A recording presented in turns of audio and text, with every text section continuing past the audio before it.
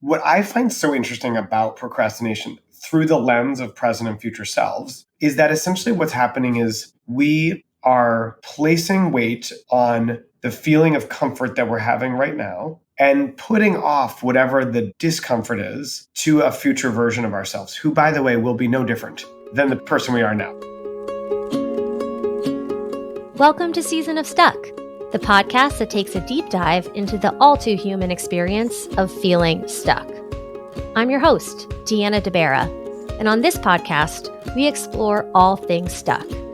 How and why stuckness happens, what it feels like, how to learn and grow from it, and ultimately, how to get unstuck and move forward in an authentic, empowered way. If you are looking for insights, support, and community as you make your journey from stuck to unstuck, you're in the right place. Now, let's jump into today's episode.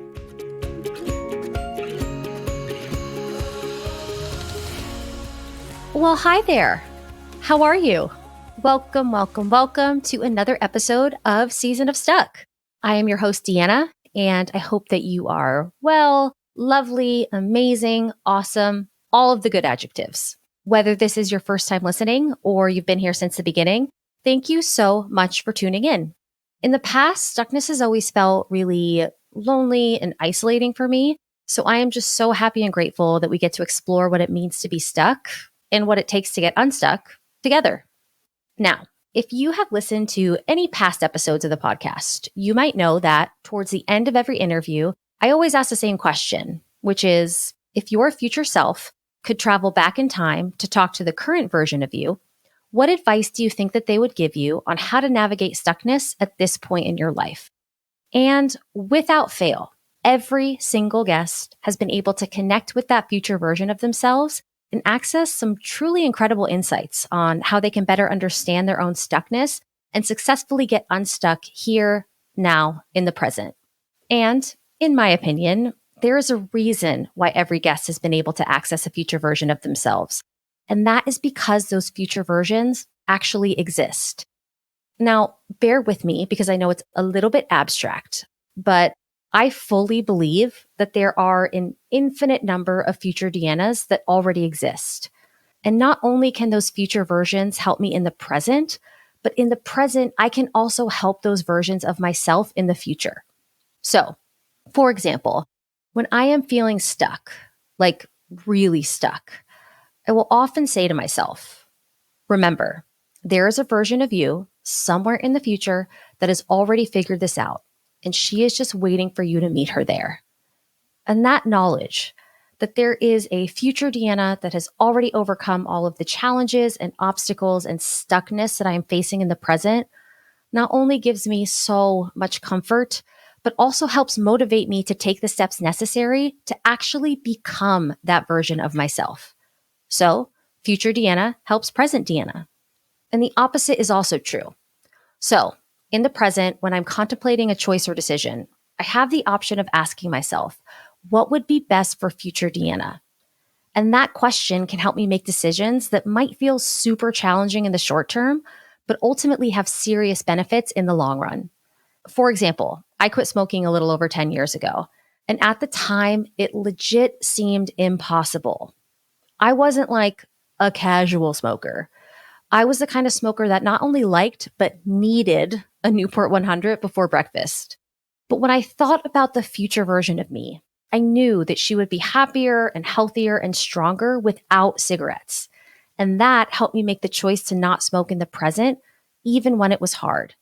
And now that the future version of myself from 10 years ago is the current version of myself in the present, I can confirm that quitting smoking has made me happier and healthier and stronger, and I am grateful to that past version of myself every day. And now, the only thing that I have before breakfast is a coffee. But let's be real. Connecting with and making decisions for your future self, not always easy. Like sometimes if I am in a place where I am really struggling, it can be hard to connect with or even imagine a future version of myself that doesn't feel so dark and heavy. And more than sometimes, I find myself making choices that give current Deanna a sense of instant gratification, but are not doing future Deanna any favors. like procrastinating a project that I don't really want to do, knowing that there is a 100% chance I will feel more stressed and overwhelmed as the deadline approaches, but doing it anyway so that I get to relax in the current moment. Given my mixed experience, I wanted to learn more about this concept of a future self and how that future self can help us get unstuck in the present. Is a future self a real thing? How does the future self influence the present self and vice versa?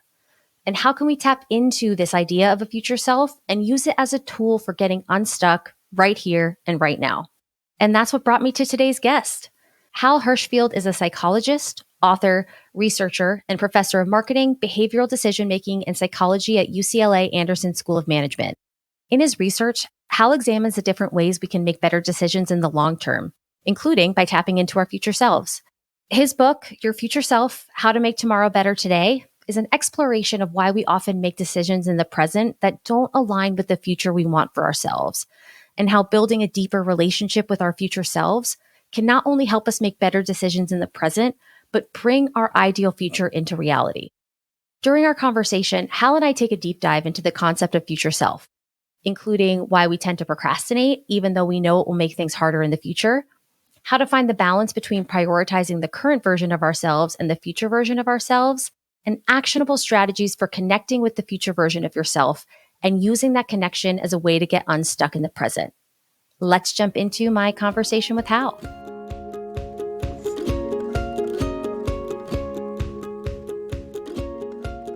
Hal, welcome to Season of Stuck. Thank you so much for being here. Thank you for having me. I am so excited to talk to you today. I feel like my future self has been front and center in my life as of late. I'm turning 40 this year. It's making me think a lot about the future and this kind of next part of my life. So I'm excited to dig into all things future self with you. Sounds great. Yes. So I guess to kick things off, I would love for you to introduce yourself to the listeners and tell us a little bit about what inspired you to write Your Future Self: How to Make Tomorrow Better Today. Yeah, sure. So I'm Hal Hershfield. I'm a professor of marketing, behavioral decision making, and psychology at UCLA's Business School, Anderson School of Management. I have done a ton of research for the last 15 years or so on how people relate to and think about their future selves, and how when we help them connect to their future selves, they often make decisions that they're happier with. And so that work has been living in sort of academic journals for years now. And I wanted to get the research out there for people who are wanting to make changes in their lives, but are not always sure how, which actually sounds a lot like being stuck. Absolutely. So I feel like for me, I can only speak for myself.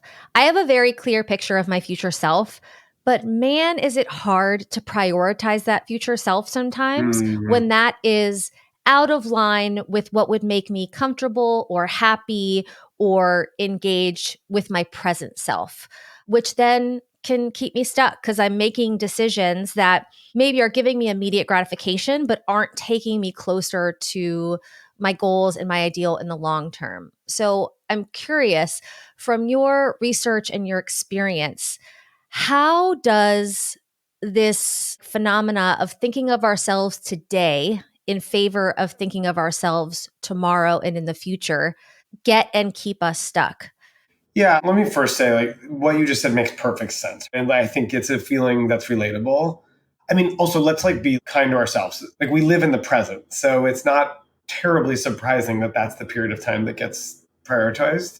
So the difficulty arises when we prioritize the present day after day after day in such a way that we keep telling ourselves that we want to do something for that future self and then never really get there because we're constantly sort of leaning into whatever we want to do right now.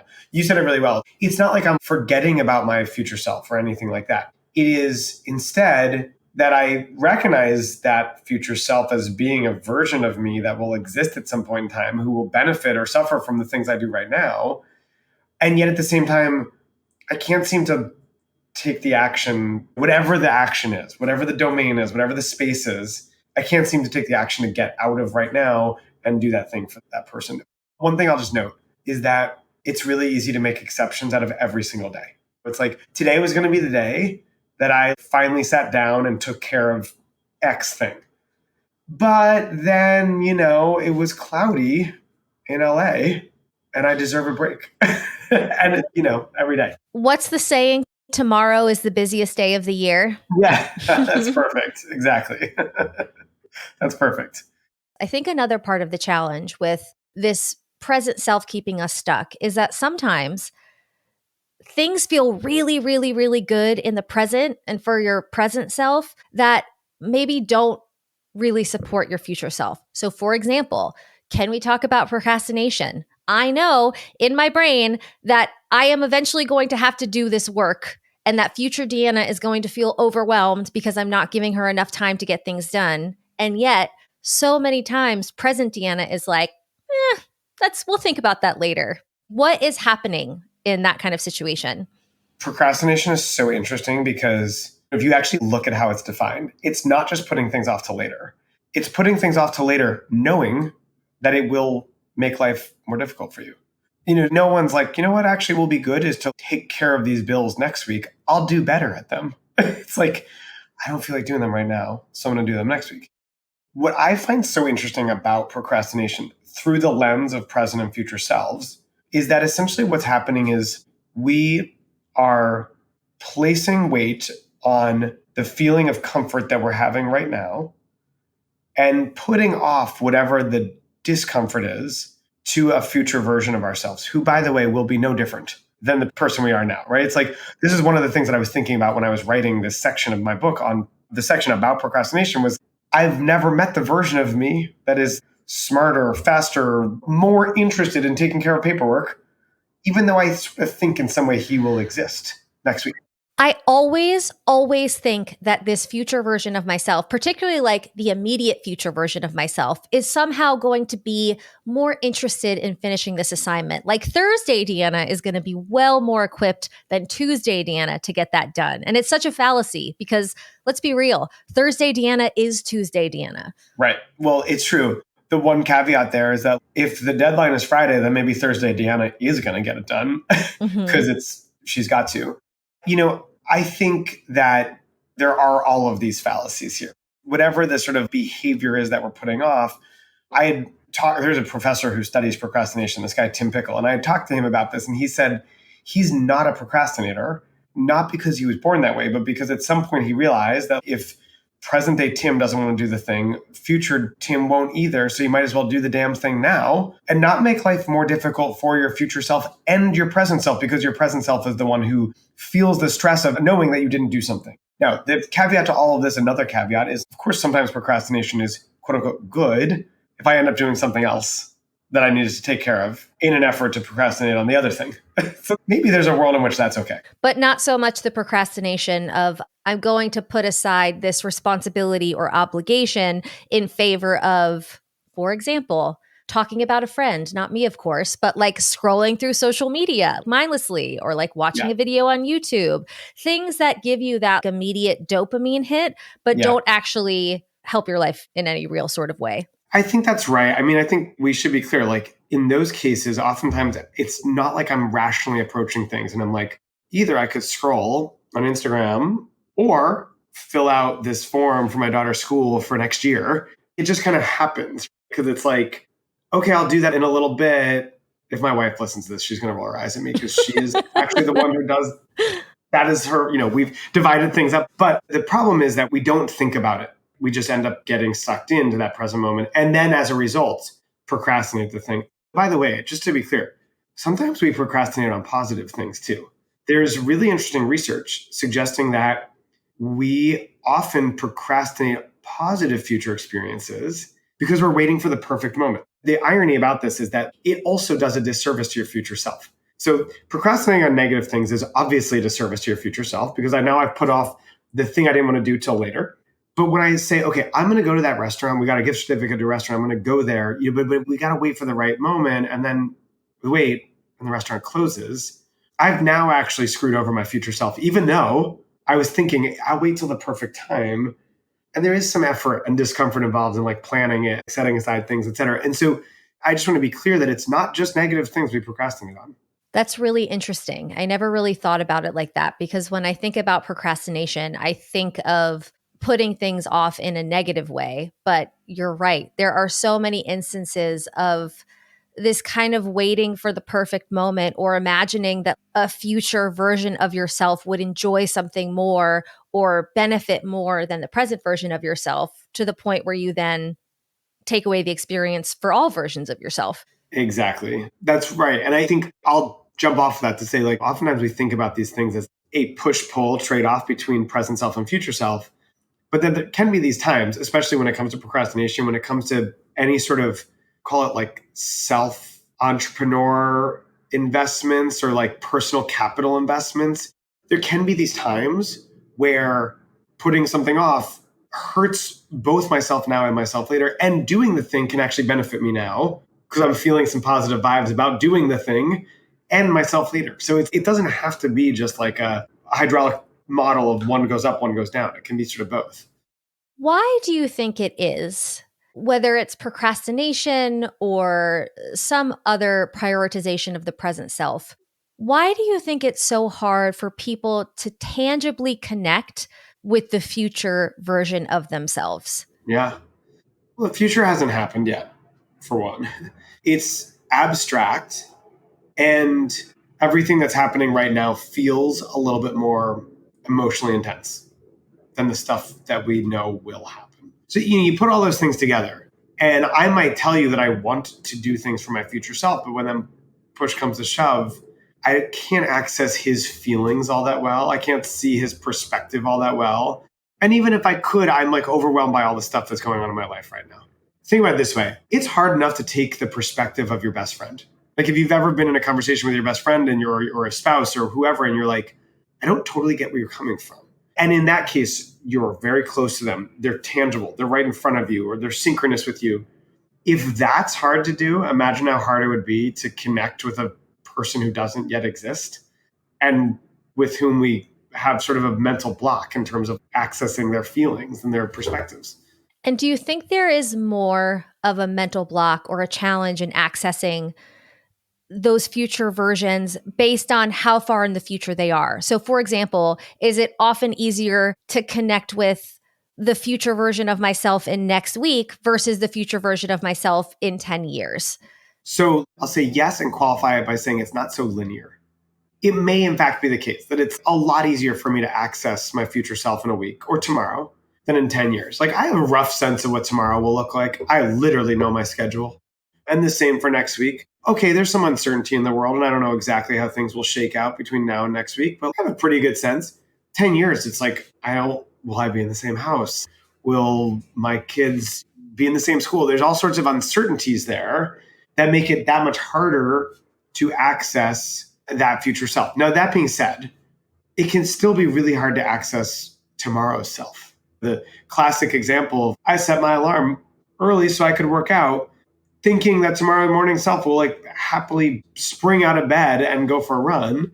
And then I wake up and it's like, I really don't feel like doing this. It's like on some cognitive level, I know that might be the case, but emotionally, it's like hard to actually do that perspective taking, so to speak. What's interesting is for me, as I'm listening to you talk and thinking about my experiences, and I'm curious if your research has reflected this, is that it's also easier or harder for me to access a future self based on the activity and the importance. So, for example, if I eat a lot of bread, I for sure know that 6 hours from now, Deanna is going to feel like absolute garbage. And that often doesn't stop me from eating all the bread.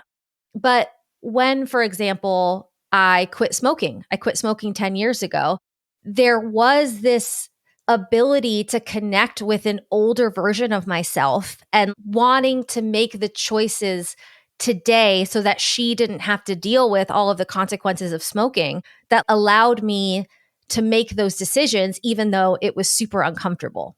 That is such an interesting example because in some ways, there's so many different things going on. One of which is that smoking, it's pretty clear what the impact will be. Now, one cigarette, not necessarily, but the like habit of smoking. And by the way, like, congratulations, that's really hard. Thank you. Very hard, but one of the best things I've ever done. I mean, that's amazing. Carbs are so interesting because there's no world in which somebody would say, let's put that on the same level playing field as smoking. And so while you know in some ways that it's something you should deal with, quote unquote deal with, as in like create better habits around it or not eat as much bread or whatever it doesn't necessarily rise the level of meeting that threshold of saying, I'm going to make a real effort here. Dan Gilbert, he's a psychologist at Harvard. He talks about how trick knees can end up being much more sort of costly from a health perspective than a broken leg. Broken leg, I can't just suffer through. I need to go to the doctor and get it taken care of. A trick knee that occasionally flares up actually will cause a great deal of discomfort in aggregate, but it never rises quite to the level of I need to deal with this given all the other things I'm dealing with. And I sort of think about the carb example as the trick knee. It's yeah, sure, in 6 hours I'll feel like crap, but it's whatever. And it's in the moment, oh my gosh, the bread's so good. I have celiac, so all of this is not a problem for me because I can't eat it, and I used to be more of one, but now it's totally taken off the table. Whereas I know that I don't feel great after I pound a bunch of snacks, candy at night, but I can eat them. And I just have that same problem. Sometimes it's interesting, just as an aside, sometimes removing the choice completely makes it so much easier. Just knowing, oh, I don't have to decide, am I going to have bread? Am I not going to have bread? Should I do this thing? Should I not do this thing? Just having it be a firm no can take away some of that decision paralysis and almost make it easier to make the right choice for your future self. But you've removed the temptation. And that's very hard to do. I mean, this is where commitment devices come into play, and they're enormously powerful if you adopt them. But commitment devices puts guardrails on a future behavior. So I played around with this device that I can lock up my phone in. And I physically, when I put it, there's an electronic timer on it. It's called the K-Safe. I've used it during dinner time. I really need to use it more, but we don't have a landline. It's so I feel a little bit uncomfortable being let's lock away all devices communicating to the outside world. But it is an amazing feeling when I do it. Because it's very different than putting the phone in the kitchen while we eat dinner in the dining area. Because there the phone's still possible. It's still present. You are empowering the future version of yourself to make the choice that you really want, even if in that moment you may not want to make that choice. Yes, I think that's exactly right. Which is such a great strategy. And it's tough because eventually the version of me that's oh man, I really want to check my phone. That guy doesn't get a say because an earlier version said, I'm going to lock it up. But overall, it's better because I feel better about the fact that I was present for my kids, could focus and not get distracted by whatever email came through. And that's thinking about the long-term future self, not that immediate future that's kind of bummed that you can't check your phone real quick, but the long-term future that's going to look back on your experience as a parent and be like, man, I'm so happy that I was present and there during those hours with my kids. I think that's right. It's interesting because, Deanna, the way that you said that I think is so important because I think it needs to be stated that there's multiple future selves.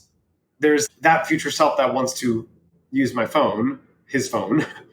And then there's the way I've termed it is the eventual future self, that version of me, call it in 15 years, that wants to look back on this period and be I didn't do such a bad job. I was present or whatever. And so I think those are different future self. They're all future, but they're different iterations of myself. I think that this whole discussion of future selves and then in conjunction with that past selves, it's the closest thing we have to time travel and being able to go back to past versions of yourself and maybe give yourself the support or insight that you needed in that moment. And then also in the present, being able to access a future version of yourself that has those insights and support or whatever it is that you might need to make decisions in the present. It's so interesting. It's an interesting concept to think about. We obviously, yeah, you're right. This is the closest we can get to it. And it's actually remarkable, right? If you think about the fact that to the best of our knowledge, no other animal can time travel.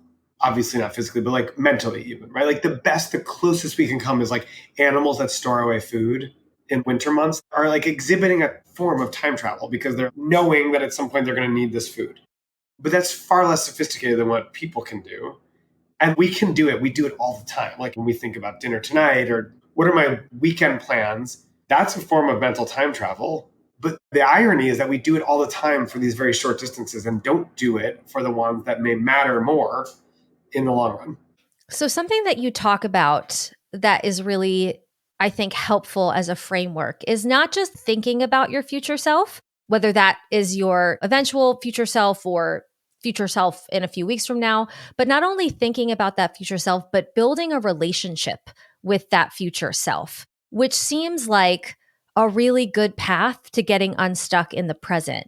So, what does that mean to build a relationship with your future self? Okay, so I would start by saying, let's first consider that I think in many ways the future self is kind of like another person.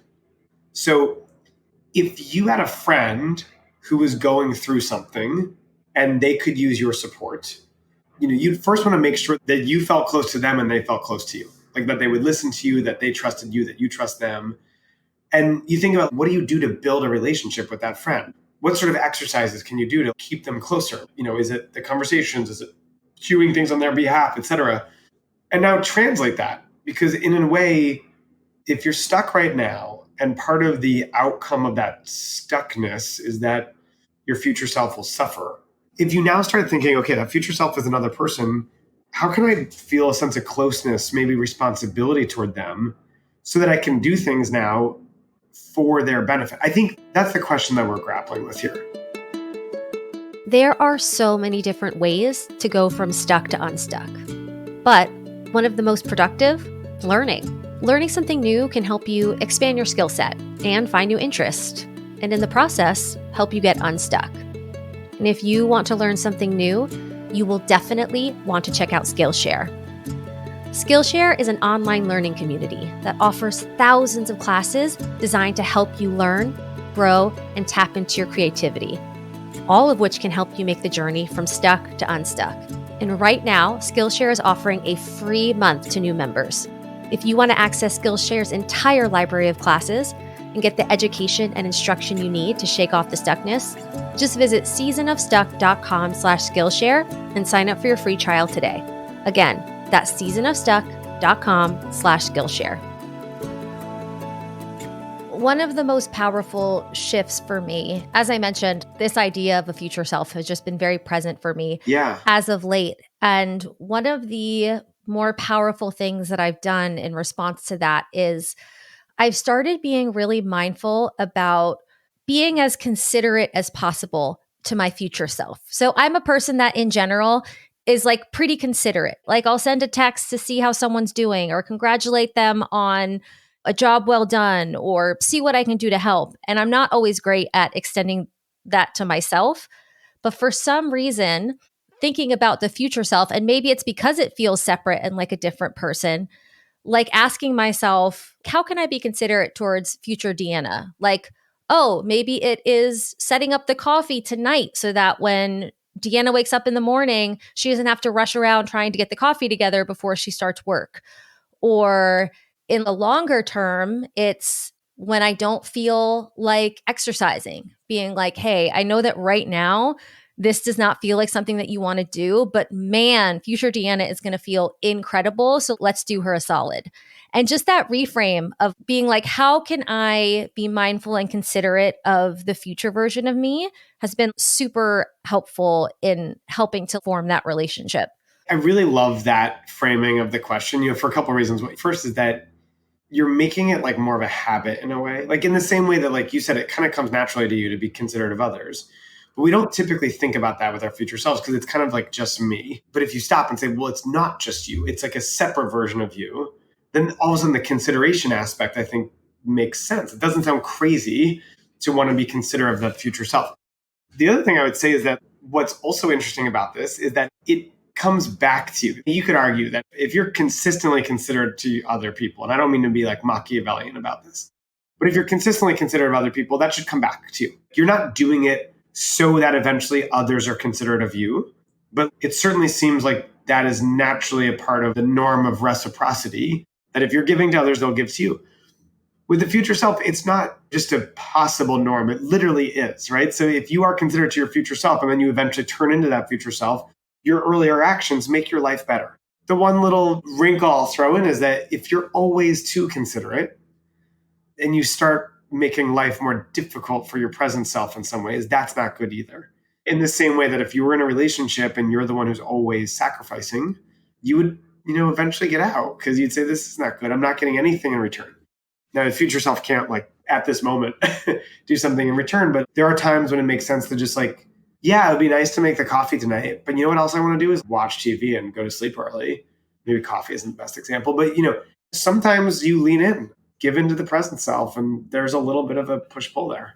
Do you have any insights on how to navigate that push pull? Because, like you said, I think what's important about that is it's a balance, is that you don't want to continually be sacrificing your present joy and comfort for a future self, but you also don't want to throw your future self aside in favor of present comfort or whatever. So, do you have any insights on how to navigate? Like, how do you know when, like, okay, I'm going to lean in and comfort myself now versus, you know what, I got to push through this in favor of this future version of myself? Yeah. Okay. So it's tough because it's not like there's some playbook where it's like, okay, the first and third Wednesdays of the month is when you should prioritize your present self. The way that I think about it is like this. First off, we might strive to consider harmony rather than trade-offs. So harmony meaning my present self and my future self can both be stars. They can both get some attention. Trade-offs, I feel like it's like, oh, it's either me now or me later. So are there ways that I can structure my environment so that my present self gets to do something and my future self gets to benefit as well? Secondly, it may make sense sometimes to step away from the present and take more of a bird's eye view of time. Because so often when we end up making an exception of the present or giving in, sleeping in late or whatever it may be, part of what's happening is that we are myopically focused on right now rather than thinking about how all the pieces fit together. So if a buddy of mine said, I'd love to get a beer tonight, we haven't caught up in a while, I might have a hard time saying yes because my nights are, I've already got stuff on the docket. I'm not that flexible. It's like plans are already in the works. But if I step back and say, okay, like, let me examine my month or my year, whatever it is, and say, okay, when do I have time to do the work stuff? And what are the nights where I'm going to have to be in? And maybe I need to prioritize getting some like late work done. Are there nights during the week where I could get a drink with a friend to catch up? Because by the way, that's also something that will help my future self. But if I just examine things from a day to day or even a week to week perspective, it can sometimes be hard. It's like you're looking at a tunnel rather than flying high up above to see everything. So the exercise of stepping away from things is a good prescription for how to like consider that sort of back and forth trade-off. And then the final thing I'll say there is that sometimes it's helpful to go back to your true values. And I know that's like hard. It's easy to say your true values, but like, what's your big why? As some researchers have called it, like, what are the things that drive you? And if you can have a better sense of what are those big things, then it may make it a little easier when faced with a fork in the road to say, which is the thing I should do? Which of these things, yeah, it might look like I'm prioritizing right now, but that's going to lead to memories that are really important to me that I'll hopefully have later. Or you know what, that thing that seems comfortable right now, it's not that important in a big picture way. So maybe I should put the brakes on for now and save the money, time, whatever it is for later. I love, love, love that you brought that up. That was literally brewing in my mind as you were speaking, because I think that values can be such a great compass in making these decisions. So, like for me, for example, one of my values in life is connection, is like connecting with my people and my partner and my friends. And so, if given the choice of like your example of catching up with a friend or whatever else it might be, that helps me to determine which decision is ultimately going to be for the greater good, even if it's like inconveniencing me in the moment. Even if present Deanna is like, actually, I have to clean the house and do the laundry or whatever the case may be, knowing that in the grand scheme of things, making time and prioritizing connection is in line with what's important to me really helps to kind of, like I said, act as a compass for those decisions. I love that. And I think it's really nice to have stated that. Now, that also may mean that there are times when you say, you know what else is important to me? It's like have some sanity at home. And so there may be a night where I have to, or whatever it is, a period of time where it's like, no, I need to prioritize right now staying home and cleaning, whatever the thing is. You had mentioned that you're turning 40 this year. In some ways, one of the nice things about milestone birthdays, so I have some old research with Adam Alter, where we found that milestone birthdays, 9 ending birthdays, as you're approaching that milestone, that's more likely to prompt people to take stock of their lives and think about what matters. And we find that people are experiencing more of a search for meaning when they're 29, 39, 49, 59, et cetera, because you're kind of looking back. It's a good time to look back on the decade prior and say, like, what have I done? And what do I want to do? We've like more people sign up for marathons when they're at the 9 ending ages. It's like, I got to get it done. But then you look at it another way and it's like, what a great opportunity to press pause for a minute and take stock of things and say, like, well, what does matter? Connection, that's awesome to know that, right? And then lean into those things. Ugh, I actually just read that research in Adam Alter's new book, Anatomy of a Yeah. Breakthrough, and it does feel so relevant. But I think, too, another thing that's important to highlight is that values can be malleable, like in any given moment and also in the larger scale. And I do think these kind of milestones, birthdays, or any sort of milestone in your life can help you take stock and reevaluate what is important to me today and what will be important to me in the future, and giving yourself that flexibility for it to change from moment to moment and also on the larger scale. So true. I'm curious if people recognize the malleability of values or if they think they're more static, but calling attention to the malleability, I think, is so nice because it's freeing. It gives you a sense that, like, you don't have to be stuck with something just because of the way it was. You could actually adjust over time. That has been one of the big lessons of my life. I am essentially Taylor Swift with the number of eras that I've had. Like, I have had so much change in my life. And while at times that was like a bit of a roller coaster to ride, it did also instill in me this adaptability that there are different seasons and there are different times for different things. And if you find yourself changing, or if you find what's important to you changing, that's okay. It's okay to make those shifts and give yourself that flexibility to step into the next version of yourself. I think it's a really amazing sentiment. Can I ask you a question? Like, was it scary to go through those chapter switches and transitions? Yes, it oftentimes was very, very scary, but there was also a necessity in certain. So the biggest one for me was I used to have a serious drinking problem when I was younger. So from 19 to 25, I drank very problematically, and it essentially ruined my life and kept me stuck more than anything else. Wow. And I was terrified to change. I knew that I was stuck, but I was terrified to change as to what that would look like in my life. But I did it, and it opened up this beauty and joy and presence, and everything changed, but in this like really incredible way. And that gave me this, I don't know if courage is the right word, but I just recognized, oh, it's okay for things to change. If something is not working for me anymore, I can change it. And that led to me moving to different cities, leaving relationships, going to travel, like all of these different things. Yeah, it instilled an ability for me when I'm stuck to give myself permission to change. And that has been for present and future Deanna, like just such a helpful thing. I feel like that's a lesson that's so helpful to hear because in the moment, the change can seem really daunting. But like, it sounds like you've had many instances where you can sort of point to, like, well, maybe it wasn't as bad as I thought it was going to be, things worked out better in the end. And also, just if you do it once, you prove to yourself that you can do it. Like if you move from one era to another, Yeah. it's like you know that you can make that journey. So you can just continue to make that journey over and over again. And it's been really interesting because I feel like there's a level of excitement that I have over meeting future versions of myself. Because I'm like, who knows? Like the past versions have been so different. Who knows what the future versions are going to be like? And the older I get, the more grounded I become in who I am. But there is also this element of surprise of like where I know that I will give myself permission to go where life takes me. And that feels exciting in a way.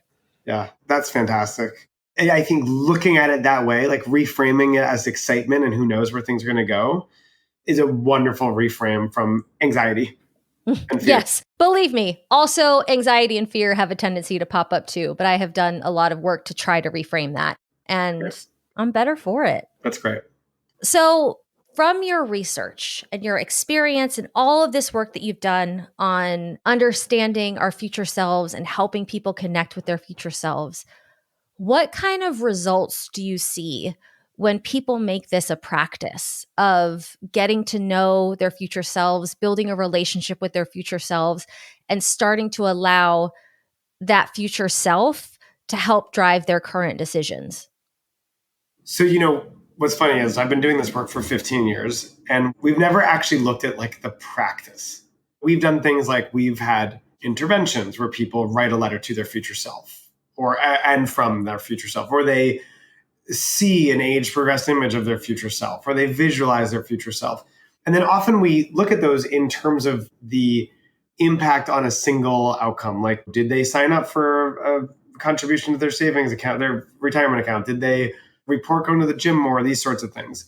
Some other researchers did more of like a training program. Where this is women in Kenya who were like, went through a rigorous like multi-week visualization of their future selves. And like doing that led them to take more preventative health measures. They would chlorinate the water for their kids and they would start saving more money. But what we haven't done is what if you do create like a practice of talking to your future self and regularly having that conversation? Now, in theory, if you could do that in a way that would remain novel and fresh and not get something that's like you're tired of, in theory, what that should help you do is make more decisions that at least give some more weight to what the future self wants. And I don't think it should be like, oh, now you just do everything for your future self. Like I was saying earlier, that creates like a bad imbalance. But rather, can you give the future self a voice at the table? Maybe this habit, that conversation would in fact do that. But I think it's a little bit of an open-ended question because we haven't done the longitudinal research to look at it. So if there is someone listening right now that is feeling stuck in the present version of themselves, what is like the one piece of advice or strategy or tip that you would give them to help them better connect with their future self and get unstuck in the process? Okay. I'll give you, maybe if it's okay too, I would say, Yes, 2, 3, as many as you got. Throw them my way. I think it's like important to note that none of this is easy. There's no pill to take. But to do the difficult exercise of taking stock and figuring out what matters to you, that like big why conversation. And then to do the exercise of, I'd love to see you write a letter to if it's your future self in 5 years, write that letter to that self and then write a letter back. It's really hard to do. And by the way, if you need to grease the wheels, write a letter to your past self, yourself from 5 years ago first. So you can get the experience of communicating between selves over time. Now write one to your future self. Now write one back. I run this exercise when I teach this material. And it's always pretty emotional because I think oftentimes people feel like they should be more forgiving of their past selves. And they also feel like they wish that past self had been more forgiving of it during that period of time. Just chill out some. But one of the nice things about this exercise is that you can then start asking yourself, what will I think about this period of time now in 5 years, in 10 years? Will that change anything? And then if we're getting really practical, I would follow that exercise up with what's called implementation intentions, where you say, okay, what's my intention? If my intention to get unstuck means that I'm signing up for a workshop, break that sign up down into the smallest steps possible. It means I've got to figure out where the workshop is, look at my calendar, decide on a time, literally press the button to sign up, whatever those steps are, because it's just saying I'll sign up. Like you said, tomorrow's the busiest day. But my hope is that by going through this sort of broader conceptual exercise of figuring out what matters and how I want my future self to look back on this period of time and the years that ensue, and then using that as a jumping off point to think about something concrete, and then saying, okay, how will I do that thing literally and when will I do it? That to me is the recipe for success in terms of becoming unstuck in some capacity. I love those exercises. I am 100% going to steal them and use them for myself. Sounds So great. thank you. Hal, this has been such an incredible conversation. I feel like I learned so much, and your work has just really helped me in building this relationship with the future Deanna. So I thank you for that. As we wrap up our interviews here at Season of Stuck, we just have a few questions that we like to end with. So if it's okay, I just have a couple more questions for you.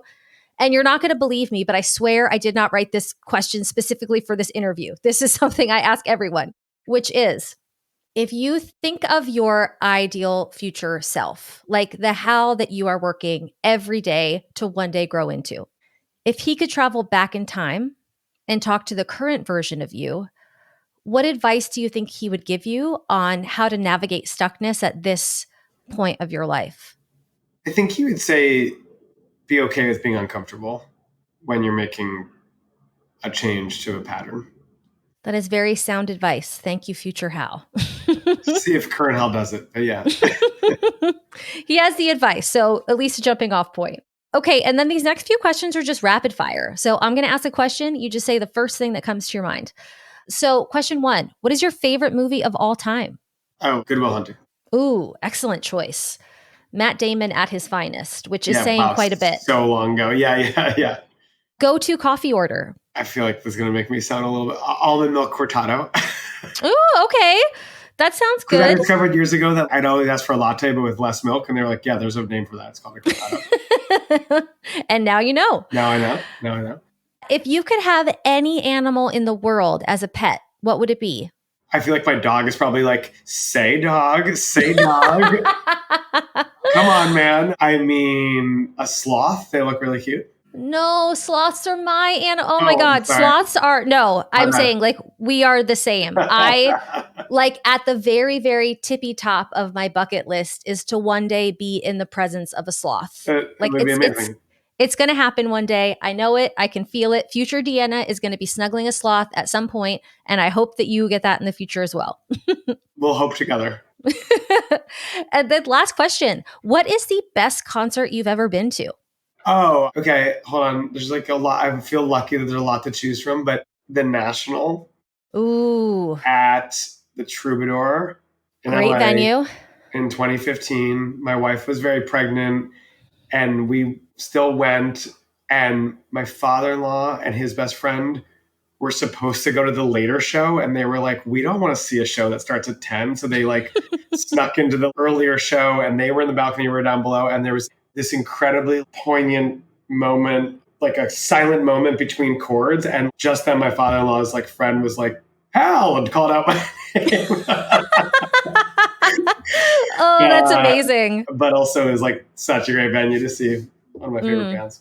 The National is a band that if I really want to be in my feels, like if I want to feel all the feelings, put the National on. Yes, 100%. 100%. Yeah. Well, Hal, again, this has been such an incredible conversation. Thank you so much for being here and for sharing your insights. If anyone listening wants to connect with you or learn more about your work, how can they do that? HalHershfield.com has got all my info, and then LinkedIn is a good place to connect as well, or email. But thanks. Perfect. Thank you so much for having me. Thank you for being here. Again, this was so great, and I'm so glad we got a chance to talk. My pleasure. That's it for today. A huge thank you to our guests for their incredible insights, and a huge thank you to you, our listeners. We know that there are so many podcasts out there to choose from, and we are just so grateful that you chose ours. If you enjoyed today's episode, consider recommending the podcast to a friend or family member that you think would enjoy it. And to make sure that you never miss an episode, subscribe on Apple Podcasts, Spotify, or wherever it is you get your podcasts. And while you're there, if you loved the show, please consider leaving a 5-star review. It plays such a huge part in getting this podcast out to a wider audience and ultimately supporting more people on their journey from stuck to unstuck. And to keep in touch and access even more stuck-related content, follow us on Instagram at Season of Stuck and visit our website, seasonofstuck.com, where you can sign up to get episodes delivered directly to your inbox. Thank you again for being here. It is so, so appreciated. Until next time, I'm Deanna deBara, and you're listening to Season of Stuck.